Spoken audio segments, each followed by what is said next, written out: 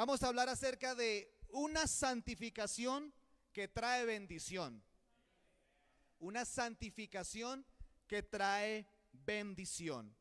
¿Qué fue lo más particular de ese tiempo de pandemia en la que todos estuvimos encerrados, aislados y bueno, la situación que cada uno tuvo que vivir en su propia casa? ¿Qué fue lo más particular o lo que más se nos invitaba a hacer en ese tiempo? Por la radio, la televisión, los comerciales, las autoridades, ¿qué más se nos pedía hacer? ¿Recuerdan? Aparte de usar el tapabocas y de quedarnos en casa, lavarnos las manos. ¿Alguien se lavaba las manos en pandemia? ¿Cuántas veces al día se las lavaba? Habían hasta unos memes por allí de manitos así todas arrugaditas, mantenían bajo llave todo el tiempo. Se nos dijo y se nos enseñó que pues las manos eran como uno de los fuertes contactos del virus. Y no solo de ese virus, sino de muchas bacterias también. Lo normal es que cuando uno sale del baño, lo normal es que se lave las manos, ¿cierto? Lo normal es que antes de comer, uno se lave las manos, lo normal.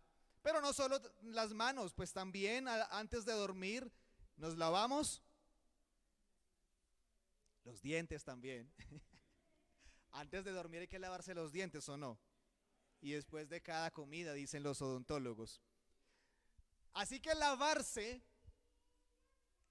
se volvió muy común, aunque seguro algunos ya lo practicábamos como parte de nuestro aseo, nuestra higiene, pero se volvió más común de lo normal, dado que había un virus, dado que había algo que nos generaba pánico, nos generaba miedo a algunas personas, y entonces manteníamos lavándonos y aplicándonos gel para sentirnos limpios, ¿cierto? En esencia, en el fondo, no sabíamos si estábamos limpios o no, y por eso cada momento nos lavábamos y nos echábamos el gel, y saludábamos a un hermano y de una nuevamente a echarnos el gel, porque queríamos sentirnos limpios, ¿cierto? El estar limpios es entonces de lo que queremos hablar esta mañana en un sentido o en términos espirituales. Escuche estos versículos de la palabra para ponerlo aún en más contexto. En Isaías dice el profeta, o dice el Señor por medio de Isaías: lavaos y limpiaos, quitad la iniquidad de vuestras obras de delante de mis ojos y dejen de hacer lo malo. El apóstol Santiago dice de esta manera: acérquense a Dios y Él se acercará a vosotros. Pecadores, limpien sus manos, y los de doble ánimo purifiquen sus corazones. David en el Salmo 51 dice: crea en mí, oh Dios, un corazón limpio y renueva un espíritu recto dentro de mí.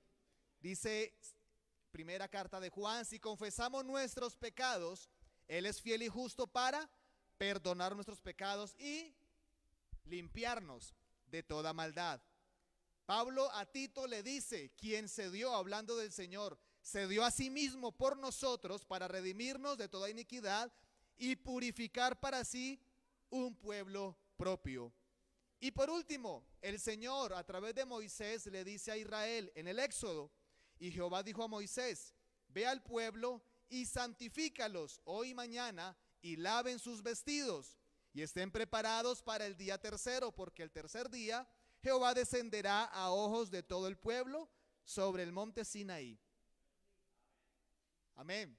¿Qué entendemos hasta el momento? Hay una invitación de parte de Dios a que nos limpiemos.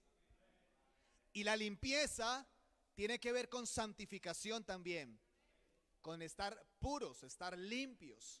Tiene que ver también con rectitud, con andar rectamente y limpiamente. En el Antiguo Testamento, entonces, precisamente en Israel, en el tabernáculo y en el templo, había un utensilio del tabernáculo y del templo llamado el lavacro, o también la fuente de bronce, un estanque de agua especial donde antes de que el sacerdote entrara a ministrar dentro del tabernáculo, primero tenía que lavarse las manos afuera. Amén. Eso lo sabemos, ¿cierto? Se nos ha enseñado muchas veces. pero es de recalcar y de resaltar que a pesar de que el sacerdote tenía que ser prácticamente perfecto para poder ministrar en el templo, tenía que tener características muy especiales y su vestidura tenía que ser limpia y también sus manos tenían que estar limpias. Antes de entrar tenía que lavarse nuevamente para poder entrar y ministrar y hacer todo lo que tenía que hacer dentro del tabernáculo y dentro del templo también. En el libro de los Salmos se nos pregunta y se dice: ¿quién subirá al monte del Señor? ¿Quién estará en su lugar santo? Y la respuesta divina dice que el limpio de manos y puro de corazón, el que no ha elevado su alma a cosas vanas. Se nos habla por doquier de limpieza. Se nos reitera la necesidad de estar limpios. Se reitera la necesidad de que el cristiano pueda andar con vestiduras blancas, limpias y resplandecientes. Y eso tiene una razón de ser. Amén. Allá en la creación, cuando el Señor coloca en el huerto a un hombre, a una mujer, para que ministren, para que gobiernen, para que sean ellos entonces los que lideren la creación, fueron creados en perfección y en rectitud. Fueron creados en santidad. Fueron creados de tal manera que la maldad, la inmundicia, la suciedad no cabía en el mundo. Solo reinaba el hombre y reinaba Dios en medio de ellos. Pero solamente un acto, solamente una puerta que abren para el pecado ocasiona que la maldad, que el pecado entre al mundo. Y como dijera también el escritor, el mundo quedara bajo el poder del maligno. Y el maligno representa lo oscuro, lo sucio, lo inmundo, ¿cierto? Lo mugre representa el maligno.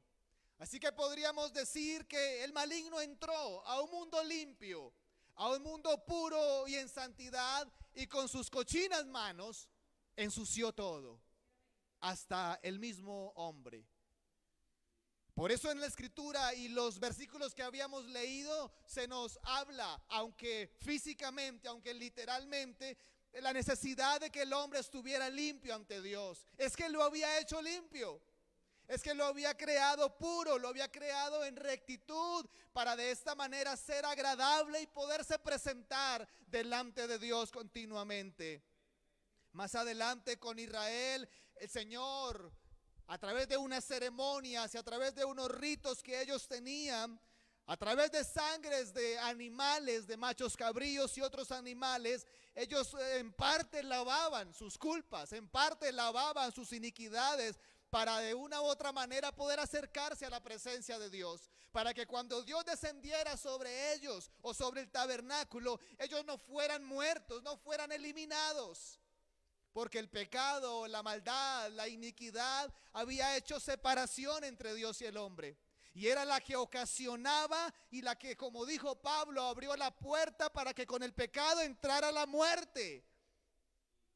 Extremadamente grave el asunto, ¿cierto?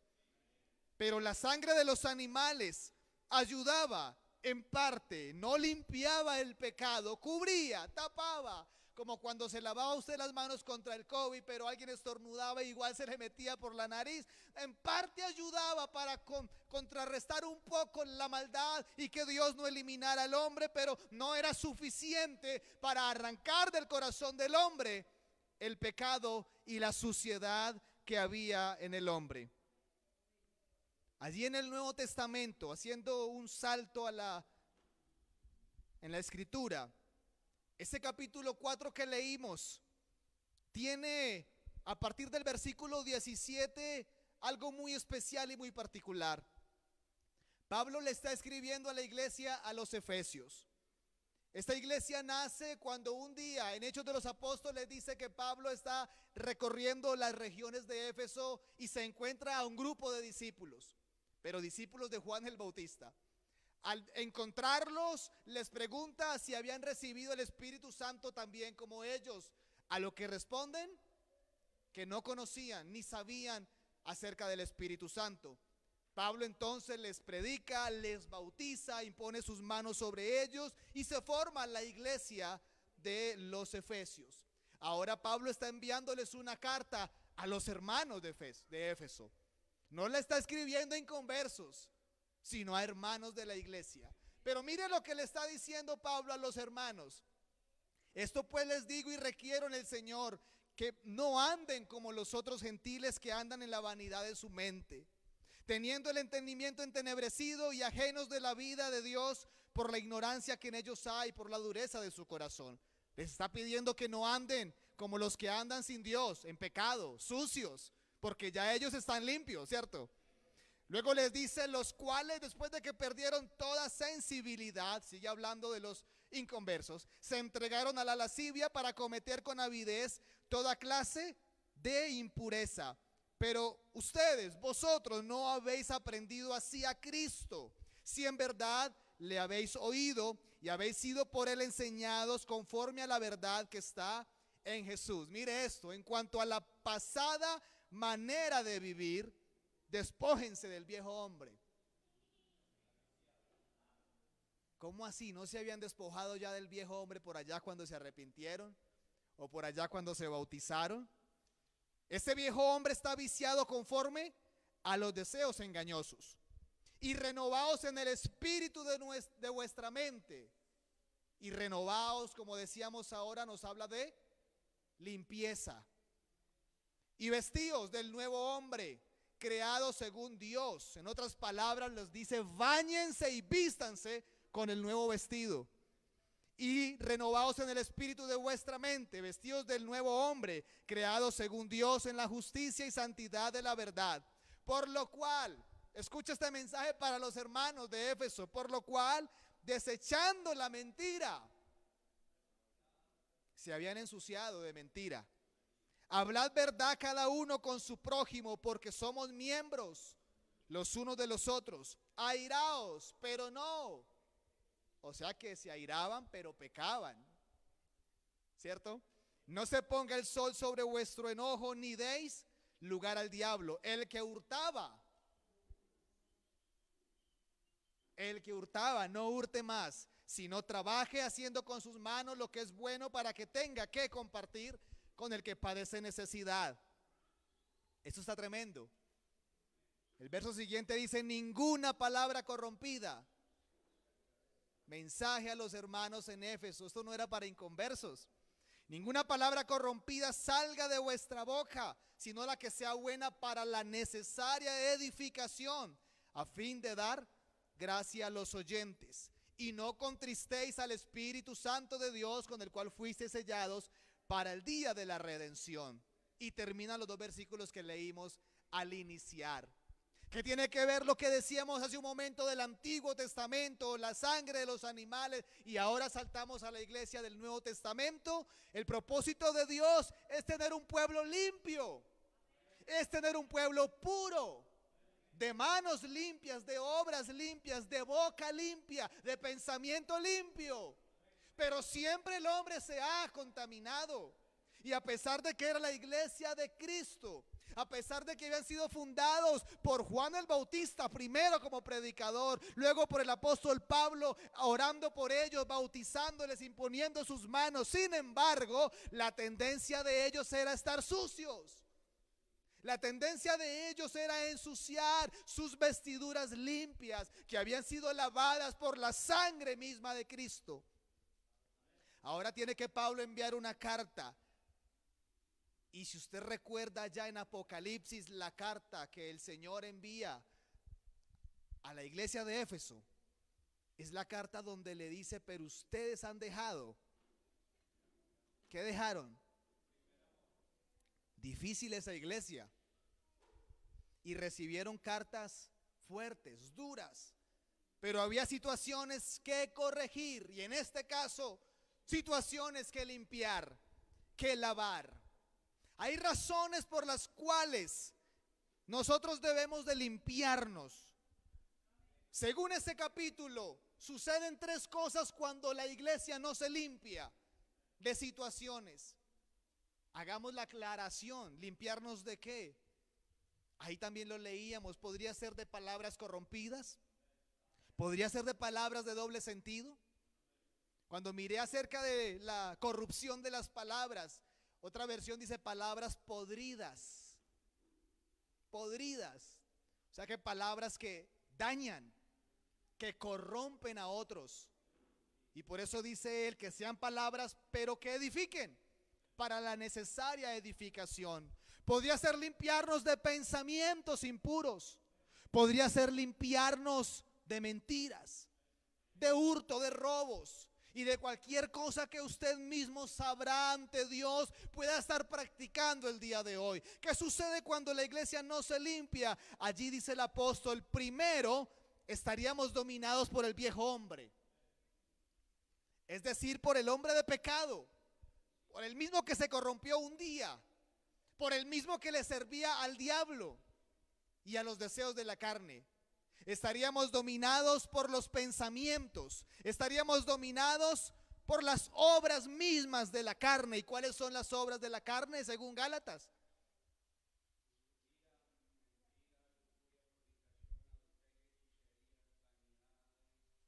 Muy bien. ¿Y quienes practican tales cosas?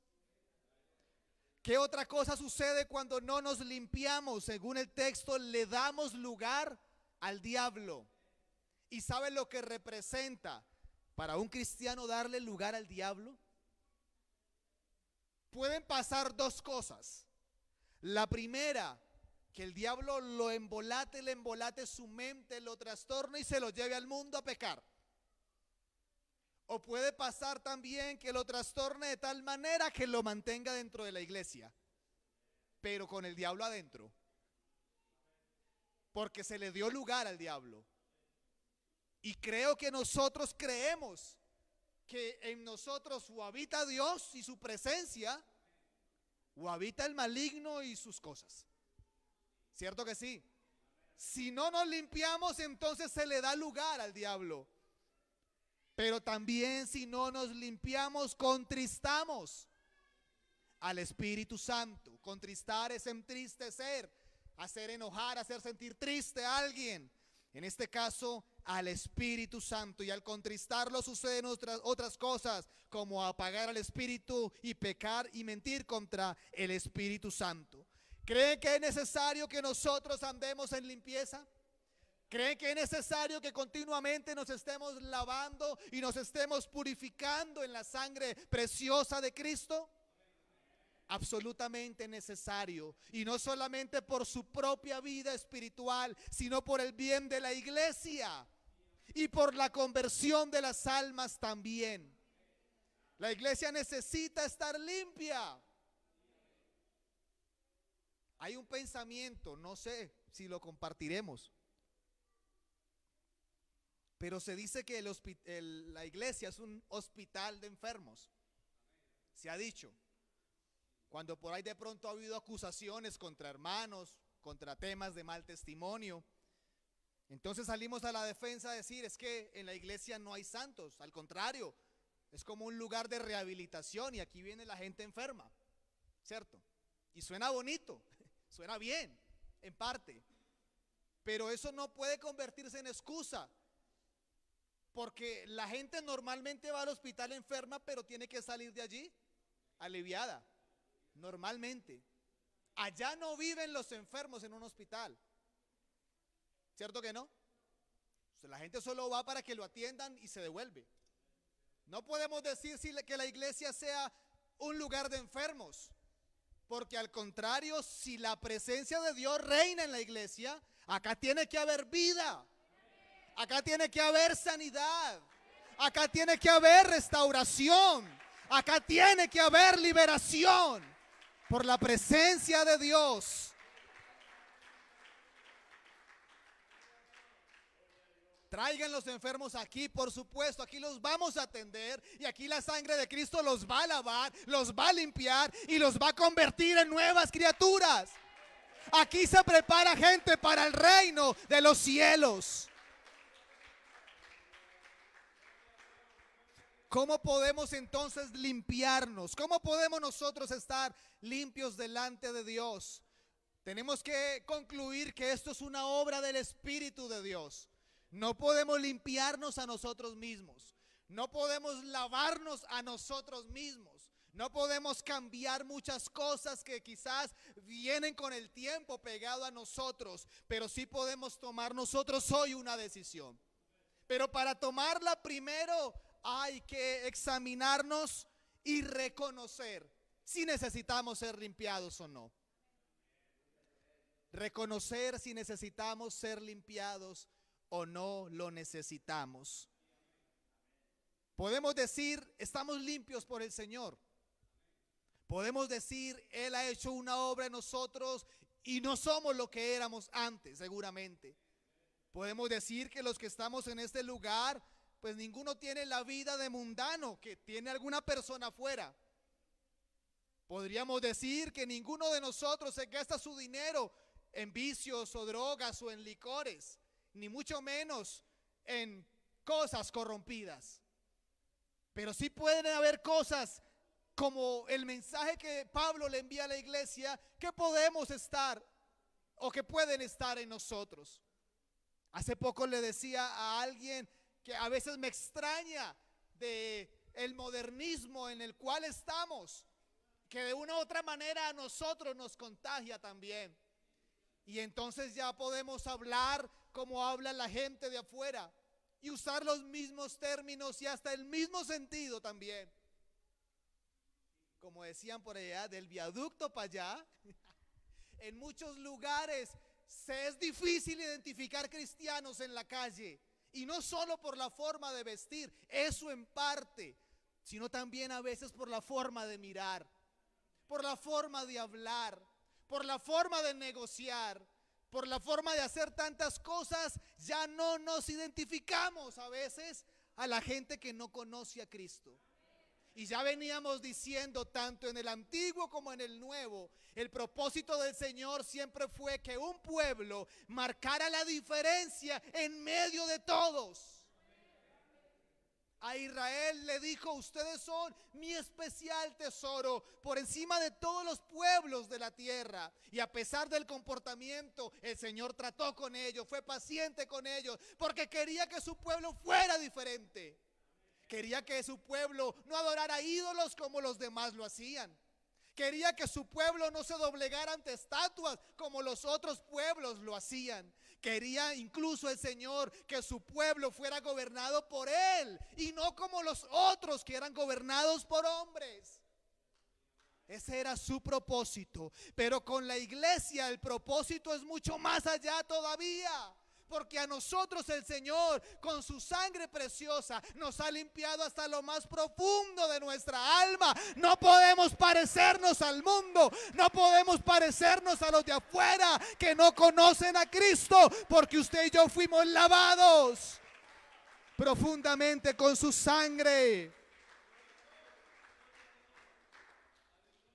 Y fuimos tan lavados con su sangre que el escritor a los Hebreos hace una invitación y dice, cuidado con pisotear esa sangre con la que fueron lavados.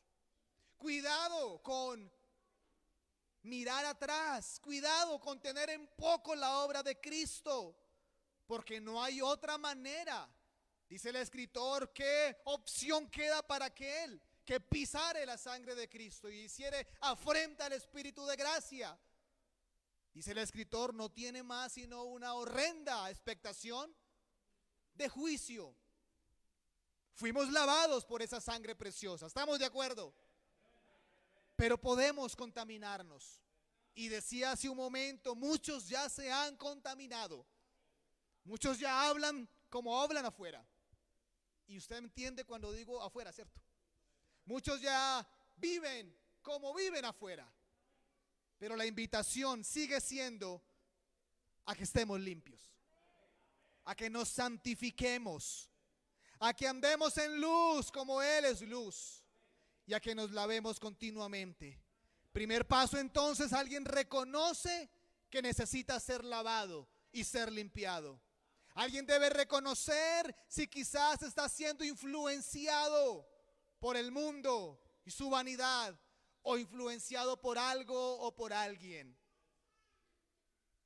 Es muy fácil y hay muchas personas que se dejan influenciar fácilmente de personas. Y siempre se ha dicho, si hay 4 personas borrachas y usted anda con ellos, usted será el quinto.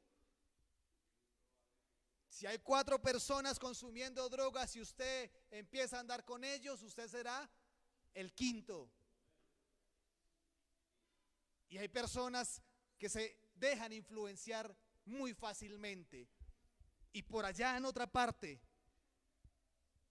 era muy fácil notar a X grupo de personas muy influenciadoras, poco consagradas al Señor, viviendo vidas extrañas, cristianamente extrañas. Y cuando de pronto una persona, un joven, estaba con el deseo de seguir a Dios, de servir a Dios, y se juntaba con ese grupo, la probabilidad de que esta persona se desconsagrara era del 100%. Así que trayendo esto a nosotros, hay que examinar quién es nuestro círculo, quiénes son los amigos más cercanos, con quienes compartimos más nuestro tiempo, porque si son con los de afuera o si es con cristianos medio cristianos, posiblemente estemos mal influenciados y posiblemente seamos de los que dice, pero ¿eso qué tiene de malo? Quiero compartirles rápidamente una conversación que tuve con un joven a la 1 de la mañana, mientras discutíamos un tema en el que no nos poníamos de acuerdo por horas, y en el que él me decía, pero ¿eso qué tiene de malo? ¿Dónde dice la Biblia que eso no se puede hacer? Y mientras yo le decía, pues muéstrame qué tiene de bueno y dónde dice la Biblia que sí se puede hacer, y no llegamos a ningún acuerdo. A la 1 de la mañana, porque ya era hora de dormir, el Señor nos iluminó una respuesta y se las quiero compartir.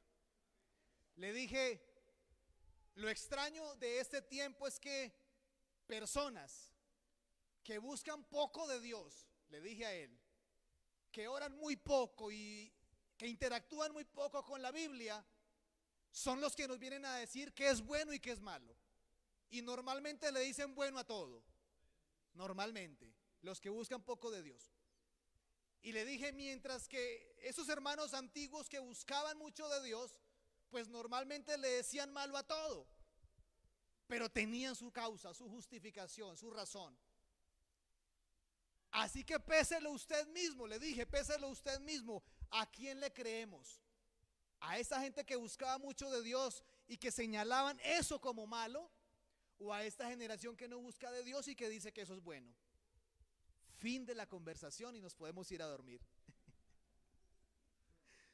Podemos estar siendo influenciados, vuelvo y lo digo, y podemos estarnos ensuciando aquello tan precioso que fue limpiado un día por la sangre de Cristo, aquello que un día fue renovado por el Espíritu de Dios, y aquello que fue redimido para ser presentado ante Dios, un día podía hoy estarse corrompiendo. Entonces, primero, reconocer si tengo en mí áreas o cosas que necesitan ser lavadas, que necesitan ser renovadas. Y lo segundo, acudir entonces a la fuente, acudir a quien nos limpia. Y sabe que en la Biblia encontramos, y en el Señor encontramos 3 fuentes de limpieza.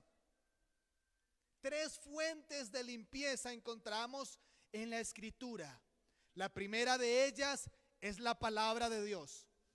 Porque el Señor en San Juan capítulo 15 le dice a los discípulos que ellos estaban limpios por la palabra que el Señor les había hablado. Porque la palabra es viva, la palabra es eficaz y la palabra limpia a quien interactúa con ella. Pero entonces venimos a un problema, y el problema es que tanto interactuamos con su palabra, que tanto interactuamos con la palabra de Dios. Si nos referimos al libro como tal, ya muchos no cargamos la Biblia como la cargábamos antes, ¿cierto? Ya hemos dejado la Biblia para que no se nos ensucie, guardada. Pero hubo unas palabras de un predicador muy antiguo que dijo: una Biblia que esté destruida normalmente pertenece a alguien que no lo está. Se lo repito. Una Biblia que está destruida normalmente pertenece a alguien que no lo está. Una Biblia que es usada, que es leída, que es memorizada y que es aplicada, pertenece a un cristiano que está limpio por la palabra. A un cristiano que tiene la palabra en el valor que se merece. A un cristiano que sabe que por la misma palabra los cielos y la tierra fueron creados. A un cristiano que sabe que la palabra de Dios es viva y eficaz y que permanece para siempre. Jesús no mantenía hablando cosas extrañas, ni bobadas, ni nada de eso. Él hablaba palabra. Y por eso sus discípulos se instruían en la palabra y eran edificados y eran limpiados por la palabra. Su palabra nos limpia. Y si habláramos de palabra como la predicación que se transmite desde el púlpito semana tras semana, de unas 250 a 300 predicaciones que usted escucha en un año, ¿cuántas de ellas hacen el efecto en su corazón? O mejor, ¿cuántas atesora usted en su corazón para que permita que hagan la obra de limpieza en su vida? Porque el escritor ya les decía a los hermanos allá primitivos que no fueran oidores olvidadizos, pero que tampoco fueran solo oidores, sino hacedores. Y para poder hacerlo hay que guardarlo primero. Para poder que usted sepa cuando salga de aquí qué hacer con lo que está escuchando esta mañana, tiene que estarme escuchando muy atentamente. Y tiene que estar guardando algo de lo que escuche, para que cuando salga tenga algo en que meditar y tenga algo que guardar y que hacer luego. Pero de todas las predicaciones es probable que con muchas no hagamos eso. Que con muchas no atesoremos, no guardemos y no permitamos que la palabra entonces haga la obra de limpieza en nuestra vida. En muchos lugares, para allá, en muchos lugares, la palabra está siendo menospreciada. Porque en la predicación muchas personas salen a la cafetería. Aquí no pasa eso, gracias a Dios por eso. En la predicación muchos sacan su teléfono, supuestamente para tomar las notas del culto, pero en la predicación muchas personas empiezan a cabecear. Eso sí lo he visto aquí. En la predicación a veces no estamos al 100 atentos y conectados con la palabra, y la palabra está tomando poca relevancia en la vida de muchos. Por lo tanto, entonces la vida de muchos no está siendo limpiada por la palabra. Y la palabra, mi hermano, mi hermana, sigue siendo palabra de Dios. Sigue siendo viva y eficaz. Sigue siendo la que crea, la que hace y la que transforma. Sigue siendo palabra viva. Así que démosle el valor a la palabra que la palabra se merece. Y no solamente la palabra nos limpia, también nos limpia su sangre preciosa. Amén. Y el apóstol Juan escribiendo les dice: si ustedes andan en luz, tenemos comunión unos con otros. Y cuando tenemos comunión unos con otros, entonces la sangre de Jesucristo nos limpia de todo pecado. La sangre de Cristo nos limpia de todo pecado. Pero entonces esa sangre, para que haga efecto en nosotros tiene que haber arrepentimiento. ¿Cierto que sí? Porque entonces la gente afuera estaría limpia también por la misma sangre de Cristo. Pero a ellos no les limpia la sangre de Cristo hasta que no se acerquen a Cristo. Pero nosotros conocemos a Cristo y Él es el camino, y como andamos en este camino sabemos cómo guiarnos a Él, a la sangre, para que continuamente nos esté limpiando de toda maldad. La preciosa sangre que fue derramada por nuestros pecados.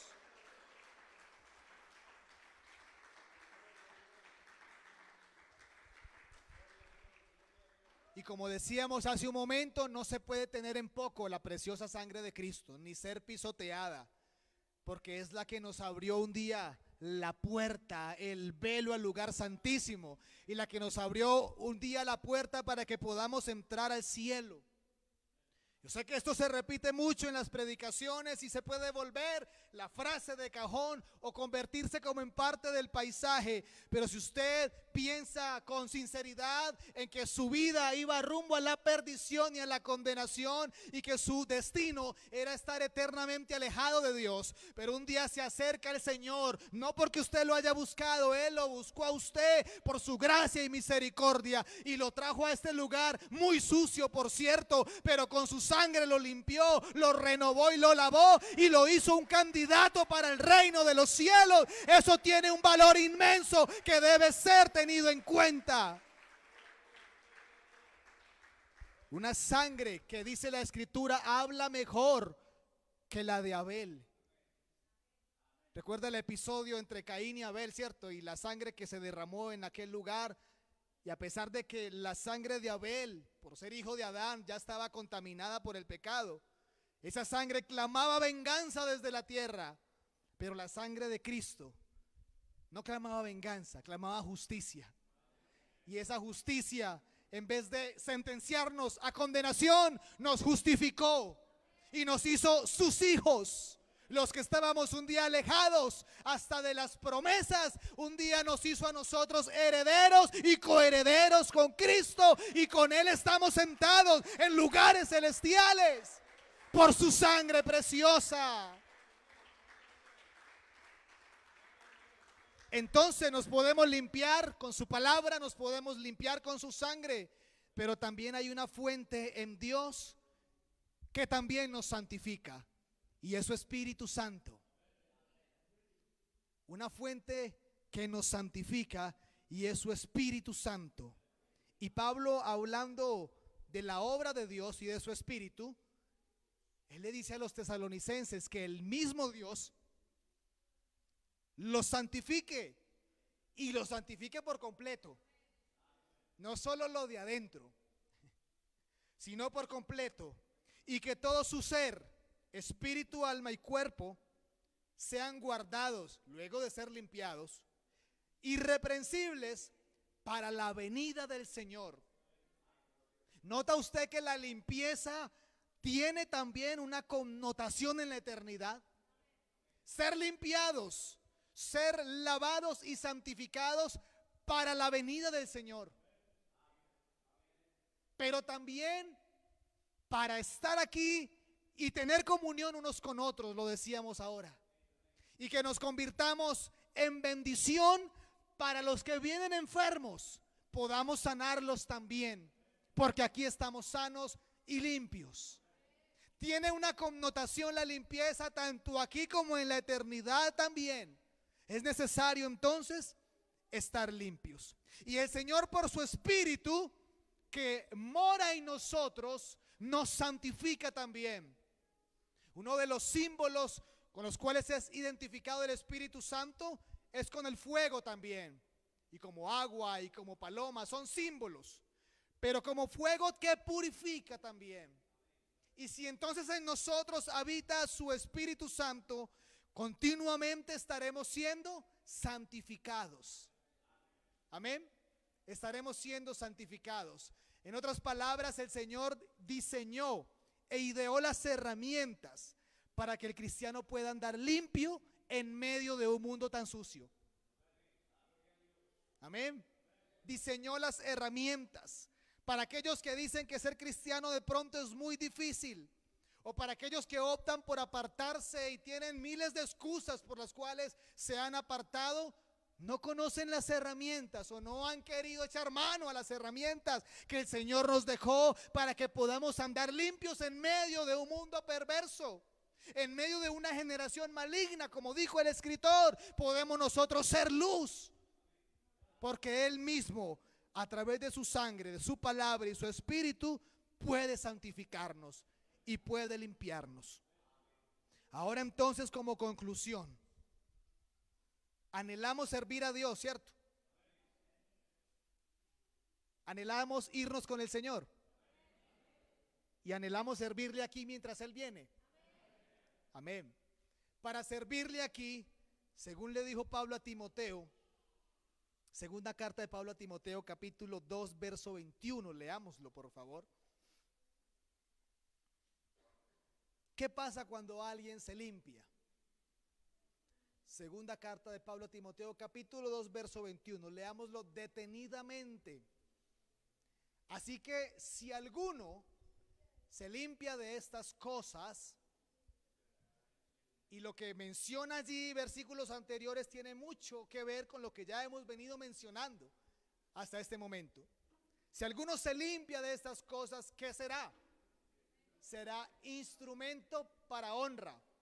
Recuerda la escritura que dice que hay vasos o instrumentos de honra, pero también vasos viles, ¿cierto? Pues en este caso el que se limpia es un vaso de honra, santificado, útil al Señor y dispuesto para toda buena obra. ¿Cuál era el título de este mensaje? Una santificación que trae bendición. Una santificación que nos permite entonces ser útiles para Él. Una santificación que nos permite estar listos para toda buena obra. Y esa buena obra incluye la venida del Señor. Ella es una obra de Él, en la cual vendrá por nosotros. Pero estar santificados nos prepara para el encuentro con Él. Estar santificados nos permite ser vasos e instrumentos para honra. Estar santificados nos permite ser de bendición. Estar santificados nos ayuda. Mire lo que el versículo final o anterior al final que leíamos al iniciar, donde dice el apóstol: quítese de vosotros toda amargura. Estar santificado elimina amargura del corazón. Elimina el enojo, la ira, la gritería y la maledicencia. Es extraño, como decíamos al iniciar, que a una iglesia se le diga: no sean enojones, no sean iracundos, no maldigan a nadie. Pero había en la iglesia de Éfeso esa problemática. Ahora queda en nosotros examinar qué de esto podría haber en nosotros, por lo cual el Señor nos habla así en esta mañana y se nos invita a santificarnos. Se nos invita a limpiarnos, a estar y a mantener continuamente renovados. Renovados. Renovados. Póngase de pie, por favor.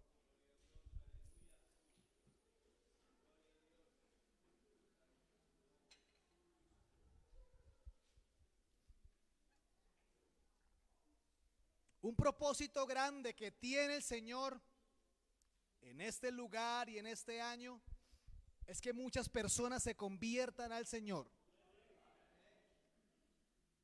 Y para Dios eso no es imposible, traer a muchos a este lugar.